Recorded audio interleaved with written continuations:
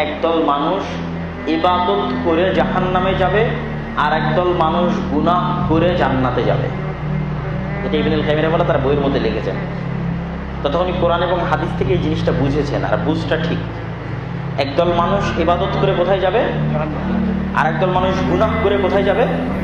কারণ কি? যে ইবাদত করছে, ওর ইবাদত ওর অন্তরে অহংকার তৈরি করে দিয়েছে। তাহাজ্জুদ গুজার, প্রতিদিন কোরআন তেলাওয়াত করে, 5 ওয়াক্ত সালাতে মসজিদে আসে, তো অন্তরে কি তৈরি হয়েছে? অহংকার তৈরি হয়েছে। আমি অনেক আল্লাহওয়ালা। এই অহংকারের কারণে আল্লাহর আর এক গুনাহগার বান্দাকে সে ছোট করে। কি করে? ছোট করে, নত করে। কথা কি বুঝতে পারছেন? এই তুই তো সুদ কর, তুই তো ঘুষ কর, তুই তো জেনাগার, আরে অমুকের বেটি তো ওই রকম, অমুকের তো এরকম, আরে আমার ছেলে মেয়েকে দেখো, আমাকে দেখো। এটা মানুষের অন্তরে কি দেয়? অহংকার দেয়। তো সে ইবাদত করে জাহান্নামে যাবে তার এই অহংকারের কারণে। কেননা আল্লাহ অহংকার পছন্দ করেন না। অহংকার কার চাদর? আল্লাহর চাদর। তো মানুষ ইবাদত করবে করে অহংকারী হবে, এটা আল্লাহ সুবহানাহু ওয়া তাআলা পছন্দ করেন। এবার আর একটা মানুষ যে গুনাহ করেছে, গুনাহগার, সে গুনাহ করে আল্লাহর সামনে নত হয়ে কাঁদতেছে। তার অন্তরে অহংকার তো বহু দূরের কথা, তার অন্তরে এখন আল্লাহর সামনে নত, আফসোস, দুঃখ, কষ্টে ভরা, রিগ্রেশন, আফসোস, এবং সে আল্লাহর সামনে চোখের পানি ফেলতেছে।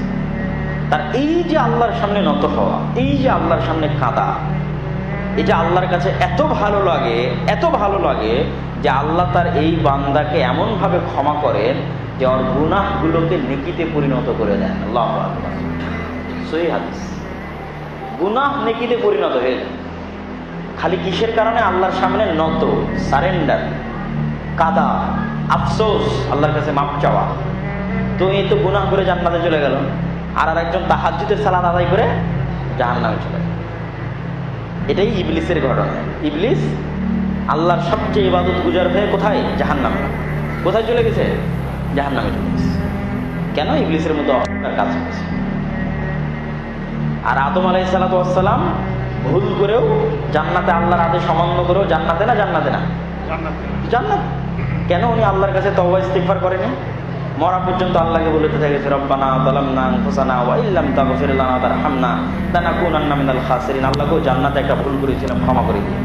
এই যে নত হওয়া, এটি আল্লাহর সবচেয়ে প্রিয়। ইবলিস তো আজীবন ইবাদত করলো, আজীবন ইবাদত করে, আদমের চেয়ে বেশি ইবাদত করে, ফেরেশতাদের চেয়ে বেশি ইবাদত করে, ফেরেশতাদের চেয়ে বেশি জ্ঞানী, আদমের চেয়ে বেশি জ্ঞানী হয়ে ইবলিস জাহান্নামে। আর আদম আলাইহিস সালাম আল্লাহর আদেশ অমান্য করে জান্নাতে। পার্থক্য কোথায়? অহংকার আর নত হওয়া।